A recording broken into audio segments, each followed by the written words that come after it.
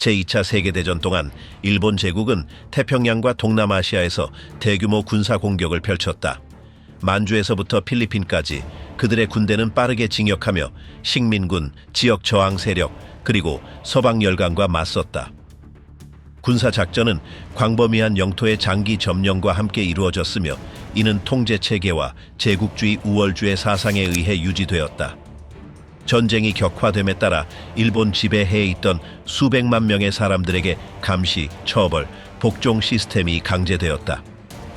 전쟁 중반부터 단순한 전쟁 범죄 이상의 일들이 벌어졌다는 증언들이 나타나기 시작했다. 전투, 행정, 직접적인 폭력 사이의 경계가 흐려지기 시작했다. 영토 확장은 민간인, 포로, 그리고 공동체 전체의 삶을 바꾸는 행위들과 함께 이루어졌다. 이는 고립된 작전이나 순간적인 반응이 아니었다. 반복되는 양상을 따랐으며 군수 지원과 제도적 은폐가 뒷받침되었다. 일본 제국의 지휘 아래 점령지에서 실제로 무슨 일이 벌어졌던 것일까?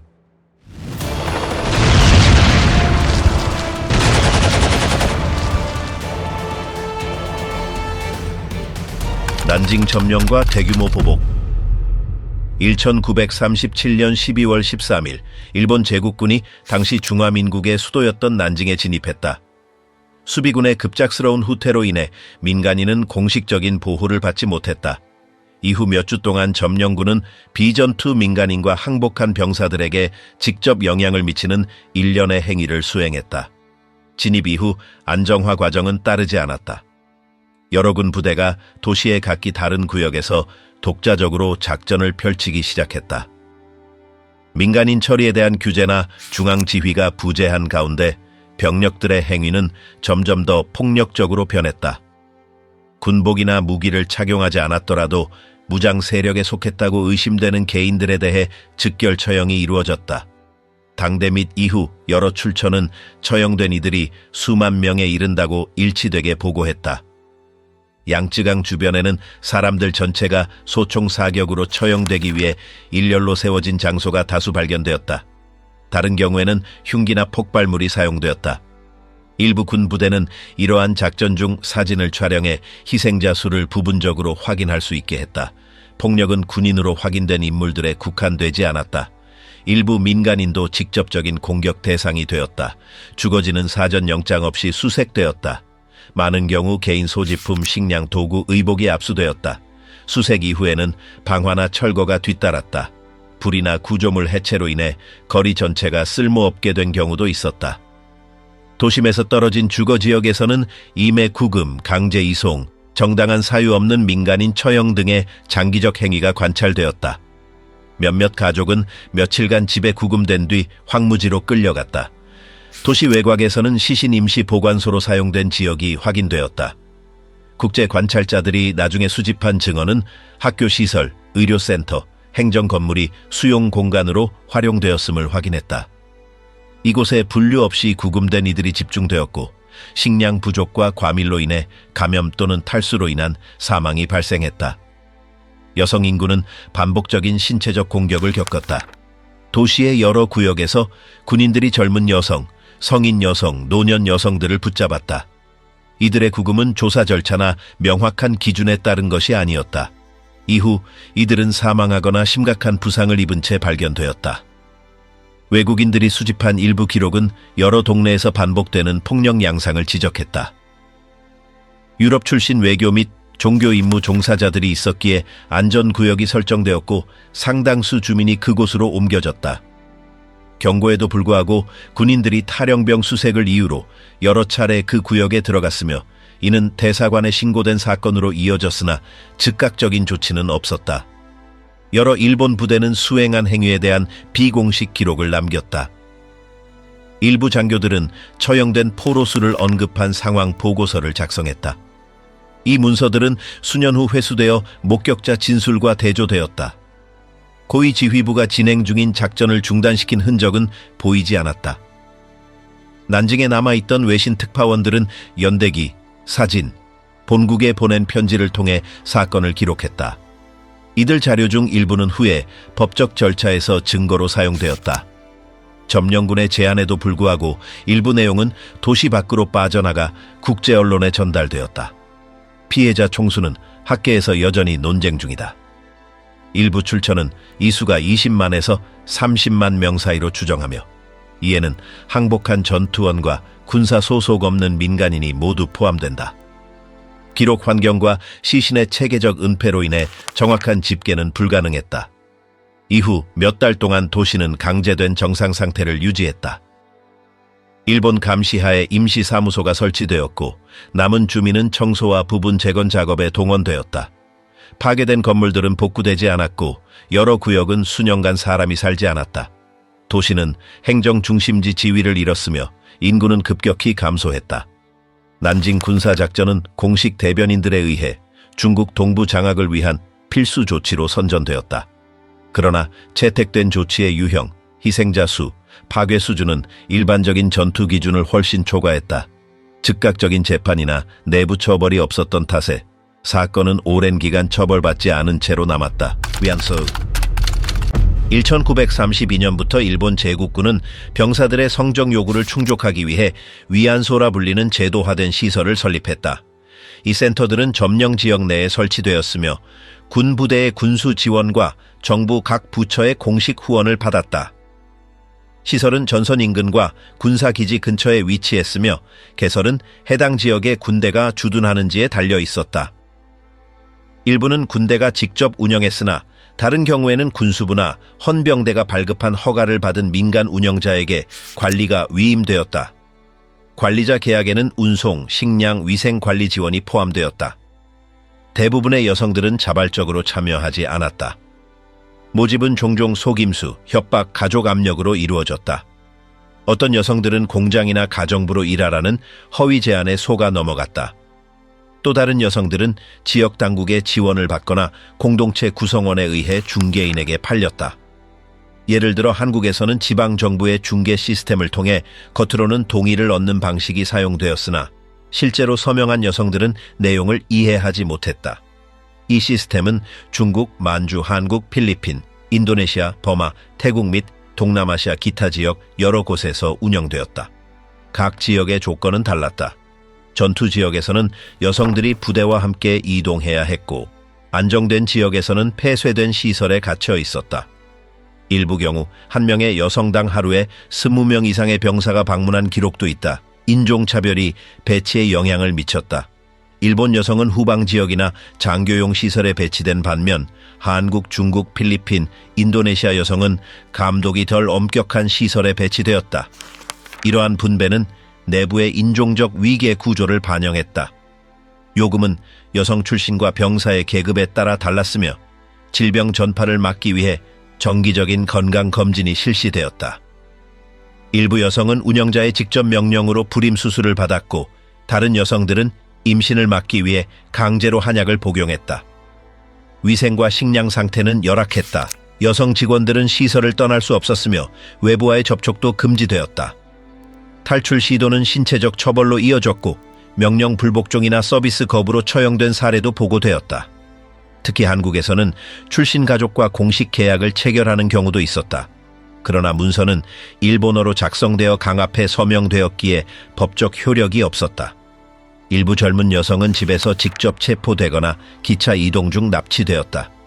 또 다른 여성들은 사전 통보나 거부권 없이 여러 나라의 시설 사이를 이송당했다. 운영자들이 유지한 기록과 전쟁 후 회수된 공식 문서들은 동시에 수백 개의 위안소가 운영되었음을 확인해 준다. 상하이, 한커우, 싱가포르 같은 도시에서는 다양한 지역 출신 여성들이 근무하는 20개 이상의 시설이 확인되었다. 영사 보고서는 때때로 한 도시에서 500명 이상의 여성이 배치된 월별 수치를 기록했다. 전쟁 말기 일본군 철수 시기에 많은 시설이 급작스럽게 폐쇄되었고 일부 여성은 현장에 버려졌으며 다른 여성은 부대를 따라 새로운 위치로 강제 이동되었다. 체계적인 송환 프로그램이나 공식 행방 기록은 존재하지 않았다. 일부 생존자는 스스로 고향으로 돌아갔지만 많은 여성은 문서나 법적 인정을 받지 못한 채 유랑했다. 유럽 여성들이 위안소 시스템에 포함된 드문 사례 중 하나는 1944년 자바 세마랑에서 발생했다. 당시 네덜란드 출신 젊은 여성 그룹이 민간 수용소에서 일본군에 의해 장교 전용 시설로 이송되어 엄격한 감시에 동일한 열악한 환경에 놓였다. 이들 중 한 명인 얀 러프 오헤른의 증언은 당시 상황을 상세히 재구성하는 데 기여했다. 이 사건은 아시아 대륙 내 대규모 착취 외에도 위안소 시스템이 때때로 서구 여성도 구조의 일부로 활용했음을 보여준다. 한편 일본과 한국 역사학자들이 수행한 여러 연구는 추가 증거를 수집했다. 편지, 사진, 의료보고서, 선서, 진술서 등이 그것이다. 비록 모집 과정에 대한 직접 문서는 전쟁 말기에 대부분 파괴되었으나 간접 증거와 피해자 진술 덕분에 시스템의 운영이 재구성될 수 있었다. 현재까지 관련 여성의 정확한 수는 알려지지 않았다. 보수적 추정치는 5만에서 20만 명 사이이며 상당수가 전쟁 중 사망했고 살아남은 여성들은 사회적 낙인, 만성 질병, 제도적 보상의 부재에 직면했다. 생체 해부 실험. 만주 지역에서 일본 점령 시절 731 부대라 불리는 작전 조직이 확립되었다. 이 시설은 처음에는 보건연구센터로 소개되었으나 1936년부터 주된 임무는 군사용 생물학 무기 개발 및 시험이었다. 주 시설은 해올빈 외곽에 위치하며 6km 제곱 이상의 면적을 차지했다. 실험실, 감옥, 화장장, 경납고, 세균 배양구역, 야외 실험구역 등이 있었다. 시설 내 여러 부서가 병행 운영되었는데 일부는 병원체 복제, 일부는 전파 방법 개발, 그리고 인간 대상 실험 부서로 구분되었다. 실험에 사용된 포로들은 내부적으로 마루타 통나무라 불렸다. 이들은 주로 중국 농촌 출신이었으나 러시아인, 몽골인, 한국인도 포함되었다. 체포는 공식 혐의나 법적 절차 없이 이루어졌으며 시설에 들어가면 외부와의 모든 연결이 끊겼다. 실험실에서는 콜레라, 패스트, 이질, 장티푸스, 탄저병, 결핵 등 다양한 박테리아를 이용한 감염 실험이 시행되었다. 포로들은 주사, 강제 섭취, 환경 노출 방식으로 감염되었으며 기술자들은 감염 진행, 생리 반응, 사망까지의 시간을 관찰했다. 다른 실험에서는 마취 없이 절단 수술이 진행되어 혈액 응고, 저혈량 쇼크, 외상에 대한 신체 반응을 연구했다. 동결 실험에서는 영하의 온도에 포로를 노출시켜 피부와 조직이 결정화될 때까지 고정시켰다. 이후 미지근한 물의 담가 회복 과정이나 조직 괴사 진행을 관찰했다. 모든 과정은 정밀하게 기록되었다. 사진 촬영, 부검 후 내부 장기 도면, 작성, 임상 연구 수준의 세부 데이터가 보관되었다. 실험 종료 후 시신은 화장하거나 시설 내 공동묘지에 매장되었다. 일부 부검은 후속 분석을 위해 영상으로 촬영되기도 했다. 핑판 실험실에서만 약 3,000에서 12,000명이 사망한 것으로 추정된다. 이는 중앙시설 포로만 포함한 수치이다. 안다, 링커우, 다이렌 등 위성시설도 유사한 실험을 수행했으나 규모는 작았다. 1945년 소련군 징역에 따른 철수 과정에서 수백 명의 포로가 외부 유출 방지를 위해 처형되었다. 임상 실험 외에도 중국 농촌 마을에서 현장 실험이 이루어졌다. 공중 폭격이나 곤충 방출을 통해 박테리아를 퍼뜨려 역학적 영향을 평가했다. 일부 발병은 수주간 지속되며 수백 명의 사망자를 냈다. 해당 임무를 맡은 부대는 증상 확산과 사망률에 관한 일일 보고서를 작성했다. 부대 지휘는 1942년까지 이시이시로 장군이 맡았으며 이후 기타노 마사지 장군이 계승했다. 두 사람 모두 주요 실험을 직접 감독했다. 과학팀은 군의사, 미생물학 기술자, 약학자, 일본 대학 의대생 등으로 구성되었으며 다수는 시설 내에서 교육받았다. 전쟁 후 미군은 일부 731 부대 연구원과 면담해 형사처벌 면제와 맞바꾸어 실험 결과를 제공받았다. 이 정보는 군사연구소로 옮겨져 생물무기 개발에 활용되었다. 소련 하바롭스크에서 열린 재판에서 부대 구성원 다수가 구금 상태에서 증언했다. 그들은 사용된 기술, 프로그램 목표, 명령 내용을 상세히 진술했다. 일본 당국은 이 행위를 공식 정책 일부로 인정한 적이 없다. 일본 내에서는 수십 년간 교과서와 대중문헌에서 이 주제가 누락되었다.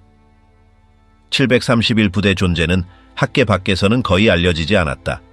1970년대가 되어서야 관련 논문과 전문 서적이 출판되기 시작했다. 현재 핑판 시설은 기념 박물관으로 운영 중이며 일부 의료 기록은 제한된 접근으로 보존되고 있다. 점령진에 보이지 않는 오염. 아시아 전쟁 말기 일본군 과학부대는 의료 연구와 전투 작전을 결합한 전략을 실행했다. 이는 점령지 내에서 생물학적 제재를 사용하는 것이었다. 이러한 행위는 주로 중국 북부와 중부 지역을 대상으로 하였으며 민간인에 대한 사전 통보 없이 다양한 병원체 확산 방식을 시험했다. 사용된 전술 중 하나는 감염된 곤충을 공중에서 방출하는 것이었다.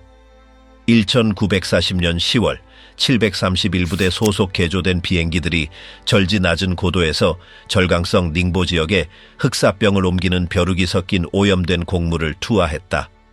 몇 주 내에 500명이 넘는 사망자가 발생했고 그 후 수년간 발병이 이어졌으나 해당 지역에는 이전에 이 병의 기록이 없었다. 실험은 단일 균주에 국한되지 않았다. 핑판의 전문가들은 콜레라, 장티푸스, 탄저병, 이질, 투라레미아, 환결병 등을 사용했다. 1941년 창더에서는 30kg이 넘는 감염된 벼룩이 투하되어 수천 명의 역병이 발생했다.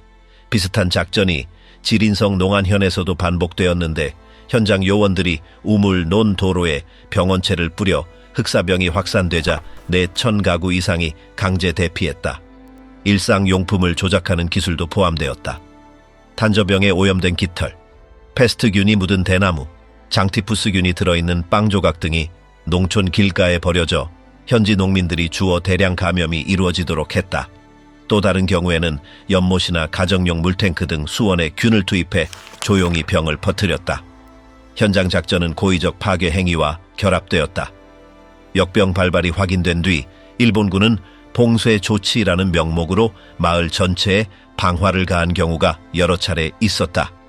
이는 생물학적 공포를 이용해 거주지를 비우고 저항 세력을 제거하며 증거를 없애는 광범위한 정책의 일환이었다.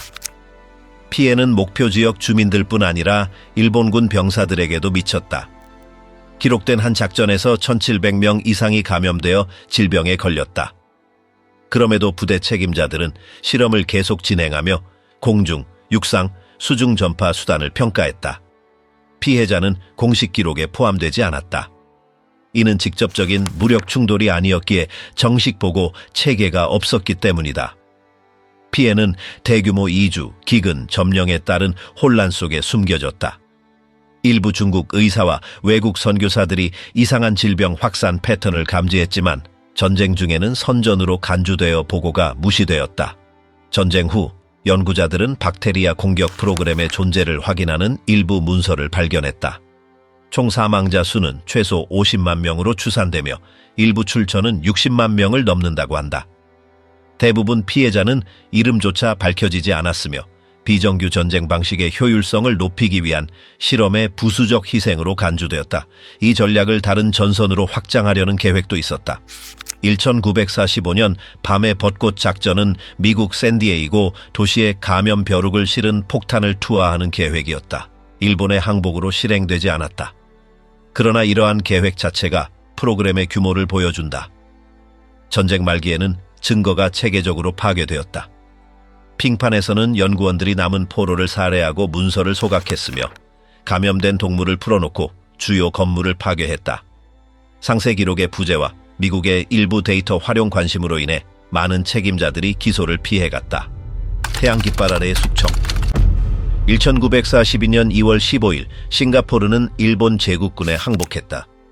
이 도시는 영국 제국이 동남아시아에서 중요 전략기지로 여긴 곳으로 야마시타 도모유키 장군의 지휘 아래 놓이게 되었다. 군사 점령은 단순히 시설 점령이나 행정 재편에 그치지 않고 이후 몇 주 동안 숙칭 작전으로 알려진 체계적인 제거 작업이 시작되었다.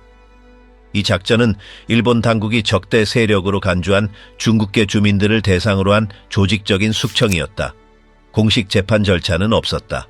피고인들은 군인이나 헌병에 의해 체포되어 분류센터로 이송되었다. 그곳에서 간단히 신문을 받은 후 직업, 연령, 반일활동 연관성 등을 기준으로 처형 대상으로 지목되었다. 대량 체포는 항복 직후 며칠 내에 시작되었다. 일본 당국은 18세에서 50세 사이에 모든 중국인 남성에게 지정된 장소인 학교, 운동장, 공공건물에 출석할 것을 명령했다. 그곳에서 이들은 그룹별로 분리되어 군인들의 신속한 심사를 받았다. 용의자로 분류된 이들은 트럭에 실려 외곽 지역으로 끌려가 처형되었다. 처형은 섬 곳곳에서 이루어졌다. 퐁골, 찬기, 센토사 해변이 주요 무대였다. 남성들은 줄지어 세워진 뒤 집단 총살당했다. 시신은 무덤에 매장되거나 바다에 던져졌다. 희생자 수가 많고 자원 부족으로 인해 일부 지역에서는 시신이 수일간 방치되기도 했다. 숙칭 작전 중 희생자의 정확한 수는 여전히 논쟁 중이다. 전후 식민지 대표들이 작성한 초기 보고서들은 5천에서 5만 명 사이로 추산했다. 일본 정부는 그보다 훨씬 적은 수만을 인정했다. 그러나 여러 출처는 이 사건을 동남아시아 전역에서 발생한 대규모 학살 중 하나로 보며 마닐라 탄압이나 자바 작전과 비교할 만하다고 평가한다. 작전 지휘는 일본군 25사단이 맡았으며 이 부대에는 대륙 중국에서의 진압 작전 경험을 가진 대항, 게릴라 및 헌병 특수부대가 포함되어 있었다. 이들은 신속 선별, 대량 처형, 증거 제거 방법을 익혀 있었다. 작전은 기록이 남지 않을 정도로 치밀하게 수행되었으나 많은 증언과 후속 보고서가 고위 지휘부의 직접 관여를 입증한다. 물리적 제거와 병행에 지역사회 통제 조치가 도입되었다. 새 군사 정권은 모든 주민에게 토나리감이라 불리는 이웃단체 가입을 의무화하여 감시기구로 활용했다. 엄격한 행동 규범과 위반 시 집단 처벌이 부과되었다. 이는 숙칭 작전의 기본 메시지를 강화하는 조치로 실제 혹은 잠재적 반대 행위는 가차없이 처벌된다는 뜻이었다. 전쟁 후 수년이 지나 영국 당국은 사건 조사를 시작했다. 일부 일본 장교들은 연합군 법정에서 재판을 받았으나 직접 책임자 대부분은 법적 처벌을 피했다. 기록의 부재와 문서 파괴가 유죄 판결 범위를 제한했다. 수십 년이 지난 지금도 숙칭 작전은 싱가포르 역사에서 가장 민감한 사건 중 하나로 남아있다. 일본 정부의 공식 사과와 배상이 부족해 화해 과정은 더디다. 그럼에도 이 학살은 군사 점령을 통한 조직적 탄압의 사례로 역사 연구에 꾸준히 기록되고 있다. 시암버마 철도, 강제노동과 대량 사망. 1943년 일본 제국군은 태국과 버마를 잇는 철도 건설을 시작했다. 이 공사는 시암버마 철도로 알려졌으며 동남아시아 전선의 직접적인 군수 공급로를 확보하는 목적이었다. 인프라 구축에는 주로 전쟁 포로와 무보수, 법적 보호 없는 아시아 민간인들이 강제 동원되었다. 포로 중 한 명은 에릭 로맥스라는 영국 육군 중위로 싱가포르에서 반퐁으로 이송되었다. 그는 다른 포로들과 함께 극한 기후 조건에서 선로를 놓고 지반을 다지는 작업반에 배치되었다. 이동은 환기 없는 화물칸에서 이루어졌다. 도착 후 포로들은 휴식 없이 무장병사의 감시 아래 작업 그룹으로 편성되었다. 철도 경로는 울창한 정글과 험난한 지형, 계속되는 비로 덮여 있었다. 기계는 거의 없거나 전혀 없었다. 굴착, 벌목, 석재 운반, 침목 설치 등의 작업이 모두 인력에 의존했다. 매일 7미터가 넘는 무거운 강철 레일을 기술적 도움 없이 운반했다. 피로, 영양실조, 열대병이 결합되어 작업은 생존을 위협하는 상황이었다. 일부 구간에서는 도구도 즉석에서 만들어 사용했다. 녹슨 삽, 손으로 꼰 밧줄, 나무통 등이 땅을 옮기는 데 쓰였다. 깊은 도랑을 파는 동안 낙석이나 추락 방지를 위한 안전장치는 없었다. 휴식은 처벌 대상이었다. 작업 속도는 고함, 구타, 협박으로 유지되었다. 작업 지연은 사보타주나 규율 위반으로 간주되었다. 처벌로 일부는 햇볕 아래 수시간 동안 서 있거나 자갈 위에 무릎을 꿇게 했다. 농플라둑 인근 캠프에서는 식량 상황이 매우 열악했다. 쌀을 물에 섞어 먹고 썩은 생선을 간헐적으로 받았다. 장질환, 말라리아, 이질이 흔했다. 약품이 없어 피부 감염이 무분별하게 확산되었다. 그럼에도 일본군은 엄격한 근무 시간과 일일 목표 준수를 요구했다. 농촌 출신 아시아 노동자들의 사망률은 특히 높았다. 전쟁 포로와 달리 이들은 등록이나 보호를 받지 못했다. 공사 기간 동안 8만 명 이상이 사망한 것으로 추산된다. 반면 강제로 동원된 6만 명의 연합군 병사 중 약 12,000명이 열악한 조건으로 인해 목숨을 잃었다. 어느 날 로맥스는 캠프 인근 길에서 반나체 수백 명이 산간 절개지 양끝으로 흙을 나르는 모습을 목격했다. 대나무 바구니에 흙을 담아 두 사람이 짊어지고 이동했다. 기계가 없어 한 미터의 철도 건설이 신체적 고통과 정신적 소모의 결합이었다. 몇몇은 지쳐 쓰러져 일어나지 못했다. 시신은 즉시 치워졌으며 의식이나 기록은 없었다. 내부 조직 시도는 반항으로 간주되었다. 로맥스와 동료들은 외부 소식을 듣기 위해 즉석 라디오 수신기를 제작하려 했다. 이 사실이 발각되자 그는 수시간에 걸친 신문, 호스 사용 모의 질식, 수일간 빛이 들어오지 않는 감방에 갇히는 처벌을 받았다.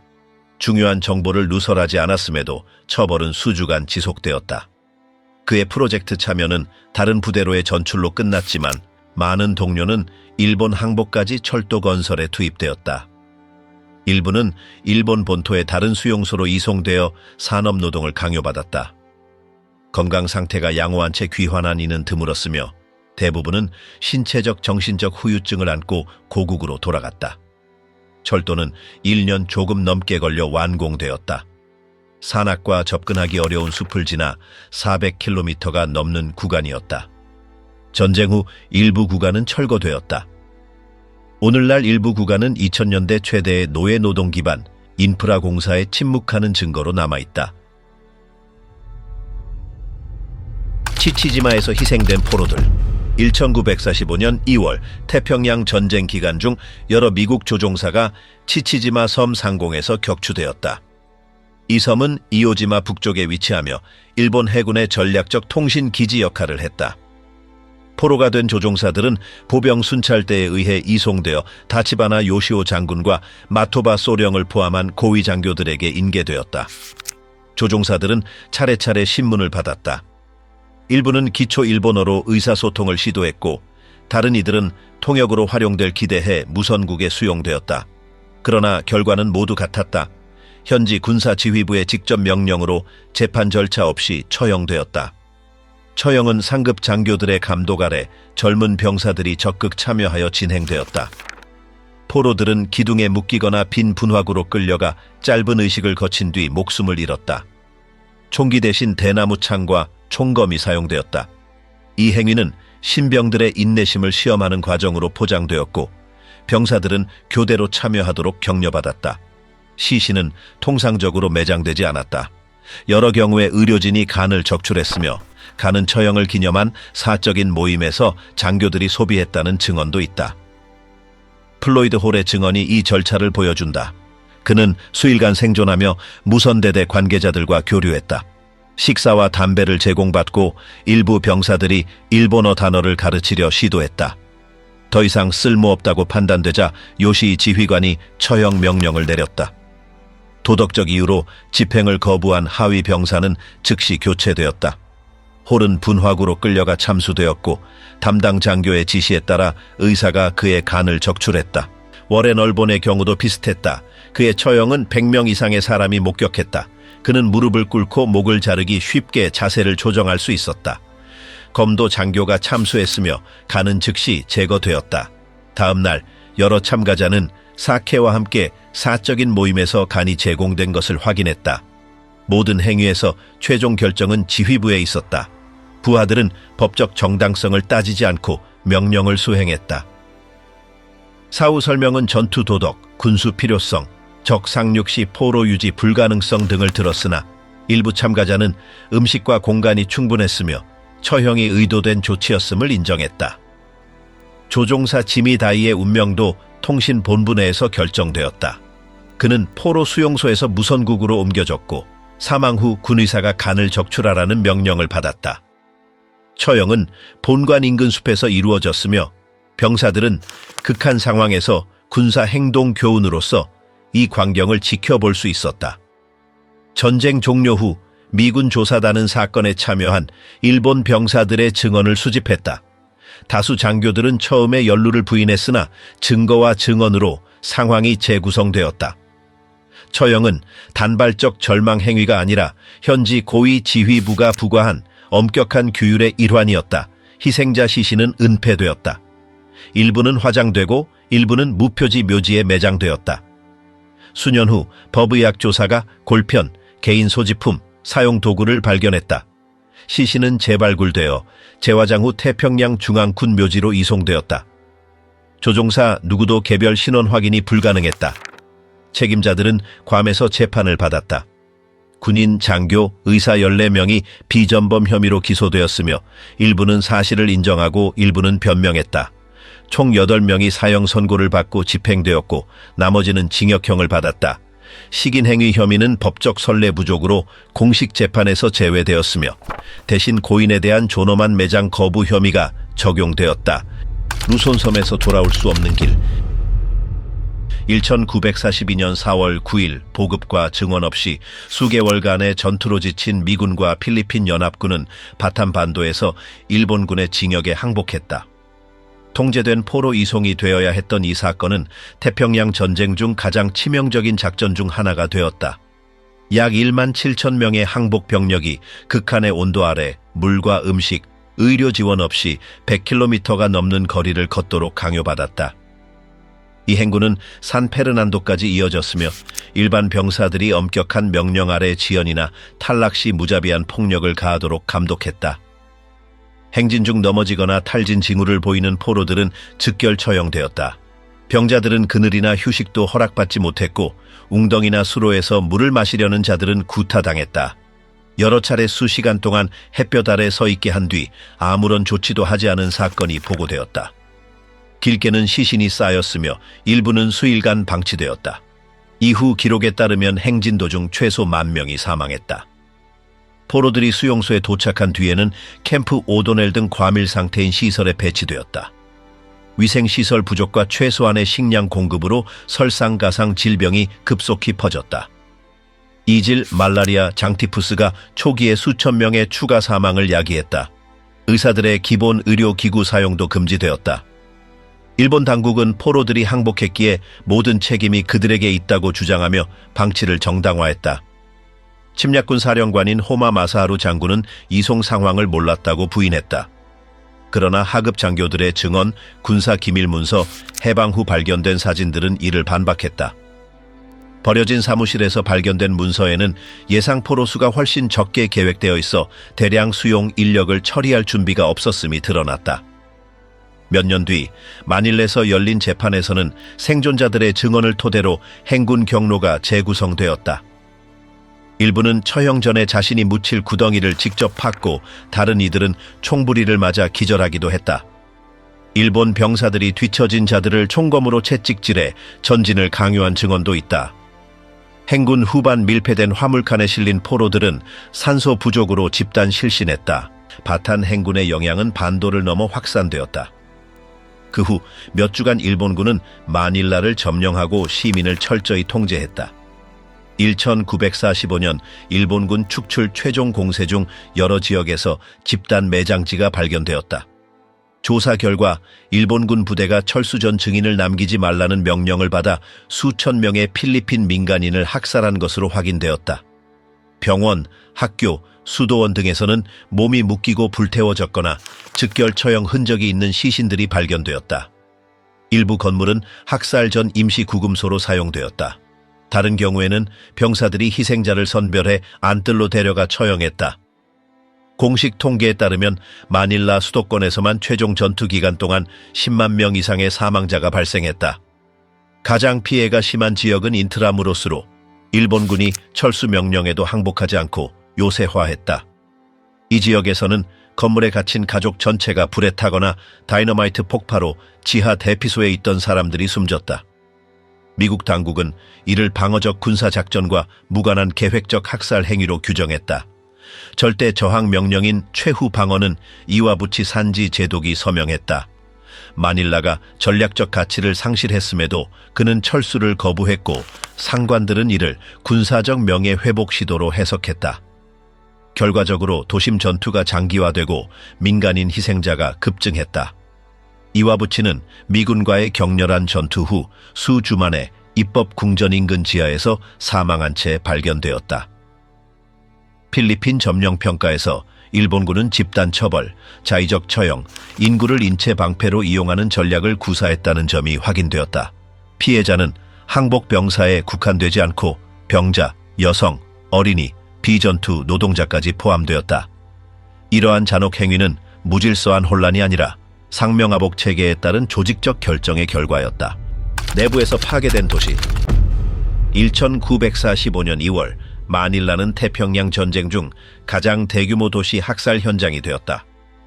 일본군은 질서 있는 철수를 허용하지 않고 필리핀 수도에 주둔한 병력에게 최후까지 저항하라는 명령을 내렸다.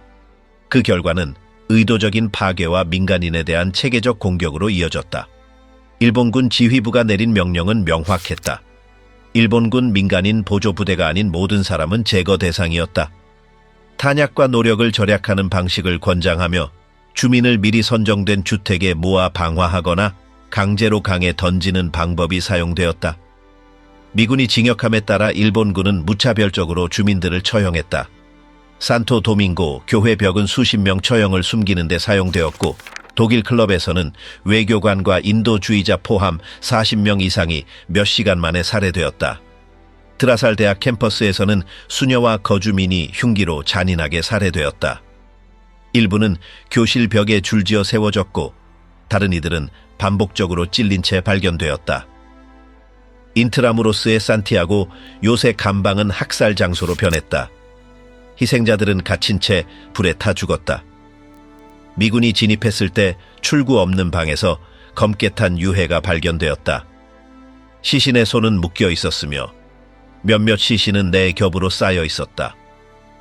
방벽은 불에 그을려 검게 변했다. 범죄는 밀폐된 공간에 한정되지 않았다. 거리에는 즉석 처형소가 설치되어 민간인들이 선별되고 집단 처형되었다. 쉘 주유소에서는 수십 명이 살해되어 건물 뒤에 쌓였다. 담배 공장 부지에서도 어린아이 포함 수십 구 시신이 발견되었다. 마라테 구역에서는 일본군이 안전을 명목으로 주민을 세인트폴 학교로 모았다. 그곳에서 보호받을 것이라 속인 뒤 갇혔고 몇 시간 후 폭발물이 터졌다. 탈출 시도자는 사살되었으며 생존자는 처음에 총성 대신 비명과 갑작스런 정적만 들렸다고 증언했다. 유명한 필리핀 기업가들의 집도 학살 현장으로 바뀌었다. 카를로스 페레즈 루비오 저택에서는 20명 이상이, 은행가 페드로 캠포스의 집에서는 100명 가까이가 처형되었다. 초기 총격을 견딘 자들은 흉기로 마무리되었고 일부 시신은 즉석 도구로 훼손된 흔적이 있었다. 가족 단위 공격이 이루어져 나이와 신체 조건은 고려되지 않았다. 도시 붕괴 중 병원도 예외가 아니었다. 필리핀 종합병원은 부상치료 중 폭격을 받았다. 병원 밖에서 일본군은 피신하려는 사람들을 처형했다. 건물 안에서는 양측 병력 간 난투가 벌어졌으며 환자들은 교전 중간에 갇혔다. 일부 환자는 침대에서 파편에 맞았고 다른 이들은 칼과 소총을 든 일본군에게 복돼서 납치되어 실종되었다. 외국인 거주지 역시 피해를 입었다. 스페인 사업가 바르톨로메 폰스의 집에서는 모든 거주자가 살해되었다. 아기는 총검 자상을 입었고 임산부 여성은 극심한 폭력 흔적이 있었다. 개인 물품은 약탈당했고 여권이 바닥에 흩어져 있었다. 시신은 묶이거나 참수된 상태였으며 저항의 흔적은 없었다. 이는 증인을 남기지 않고 완전한 말살을 뜻했다. 미군 징역 시 일본군은 조사자 역할도 겸했다. 증언을 수집하고 현장을 기록하며 소수 생존자를 돌보았다. 파코 지역의 한 집에서는 흉기로 다수 상처를 입은 어머니와 딸이 발견되어 인근 병원으로 이송되었다. 또 다른 가족들은 잔해 사이에 숨었으나 심각한 부상을 입은 채 생존해 있었다. 전투 종료 후 결과는 참혹했다. 필리핀 민간인 10만 명 이상이 목숨을 잃었고 대부분은 일본군의 직접적 행위에 의한 것이었다. 거리는 잔해로 덮였고 뜰은 임시 공동묘지로 변했다. 일부 시신은 강에 던져졌으며 다른 이들은 임시 연료로 불태워졌다. 장례나 기록은 거의 이루어지지 않았다. 행정 기능 붕괴로 어떤 장례식이나 기록 유지도 불가능했다. 일본 수용소에서 침묵당한 자들. 1942년부터 1945년 사이 일본의 포로로 잡힌 수천 명의 전쟁 포로들이 일본 열도와 점령지 전역에 분산된 수용소로 이송되었다. 공식적으로는 항복한 전투원으로 인정받았지만 그들의 처우는 어떤 국제협약도 준수하지 않았다. 오모리, 후쿠오카, 오후나 같은 수용소에서는 일상이 모욕과 신체적 처벌, 고의적인 의료 방치의 연속이었다. 도쿄만에 위치한 오모리 수용소에서 포로들은 최소한의 식량만 지급받았다. 식량 공급은 그들을 지속적으로 약화시키도록 설계되었다. 일본어 명령을 이해하지 못하면 구타를 당하는 일이 잦았다. 많은 이들은 햇볕 아래 몇 시간 동안 서 있도록 강요받았고 일부는 반복적으로 도랑을 파고 다시 메우는 무의미한 작업에 투입되었다. 이는 노동이 아니라 고갈을 목표로 한 계획된 행위였다. 오후나는 신문 전용 수용소로 더욱 엄격한 규칙이 있었다. 포로들은 서로나 간수와 대화하는 것이 금지되었으며 개별 감방에서 고립되어 지냈다. 매주 처벌이 이루어졌는데 위반자는 나무 울타리에 기대어 두꺼운 막대기로 다리와 등을 맞았다. 처음 몇 대에 기절하는 이도 있었고 걷지 못하는 자는 기어가 감방으로 돌아가야 했다. 후쿠오카에서는 포로들이 탄광에서 강제 노동했다. 작업은 새벽 전부터 시작되어 밤늦게까지 계속되었으며 터널 내 황의는 부족하고 사고가 잦았다. 부상은 치료받지 못했고 쓰러진 자들은 의료 지원 없이 막사 구석에 방치되었다. 겨울에는 영하로 떨어지는 기온에 제복은 거의 보온 효과가 없었다. 장질환이 만연했다. 이질, 괴혈병, 각기병이 붐비는 숙소를 휩쓸었다. 물 공급은 불규칙했고 때로는 오염되었다. 일부 수용자는 의료실험 대상이 되었다. 혈액을 채취당하고 설명 없이 주사를 맞으며 수일간 반응이 기록되었다. 가장 심한 환자는 치료받지 못하고 시신은 땅이 파질 때까지 쌓여 있었다. 여러 증언에 따르면 간수들은 포로를 존중할 가치가 없는 자로 여겼다. 당시 일본 군사문화에서 항복은 죽음보다 더 큰 불명예로 간주되었다. 이런 인식은 일상적인 대우에 투영되어 모든 요구가 무례로 해석되었고 작은 규율 위반도 엄격히 처벌되었다. 항소 제도는 없었고 포로들은 석방, 이송, 처형 여부를 알 수 없는 불확실성 속에서 지냈다. 일상은 극심한 육체 노동과 예측 불가능한 처벌의 반복이었다. 때로 새 지휘관의 부임은 폭력 재개를 의미했다. 이는 질서 회복을 명분으로 삼았다. 몇몇 수용소에서는 선택적 처형도 있었다. 심각한 증상을 보이거나 노동 불능으로 간주된 포로들이 이유 없이 사라졌다. 다른 이들은 집단 처벌을 목격해야 했다. 생존자들은 동료들이 의식을 잃을 때까지 구타당하는 모습을 옆에 서서 지켜보았으며 이는 두려움을 조장하기 위한 행위였다. 일본 항복 후 구조 임무를 맡은 단체들이 증언을 수집하며 수용소 실태가 알려졌다. 많은 생존자는 해방 직후 심각한 감염, 극심한 영양실조, 치료받지 못한 내부 손상으로 사망했다. 수용소 상태는 동물에게도 부적합할 정도였다. 대규모 학대에도 불구하고 전후 재판에서 책임자 일부만 처벌받았다. 문서 파괴와 은폐 정책으로 학대 실행자나 승인자의 개별 신원이 확인되기 어려웠다. 전쟁이 끝난 후 일본군의 여러 지휘관들이 연합군에 의해 신문되거나 재판을 받았다. 그러나 점령지에서 벌어진 많은 행위는 상세한 재판 대상이 되지 못했다. 이후 정치적 상황은 대규모로 개인 또는 기관의 책임을 묻는 것을 제한했다. 여러 국가에서 기록이 존재함에도 불구하고 당시 겪은 일들은 수년간 공적 논의에서 배제되었다. 군사 통제가 행해진 방식, 반복된 특정 행위들, 그리고 작전상의 제한 부재는 단발적인 결정 이상임을 보여준다. 사용된 구조와 방법, 빈번한 시행은 점령지 내에서 기능하는 시스템이 존재했음을 시사한다. 남아있는 증언과 구체적 작전 분석을 통해 전쟁 캠페인이 어떻게 지속적 폭력의 공간으로 변질되었는지 이해할 수 있다. 이는 효과적인 억제나 내부 검토 메커니즘이 결여된 상태였다. 일어난 일들은 우연이나 즉흥적 조치가 아니었으며 내부에서 구조적으로 조직된 논리에 따른 결과였다.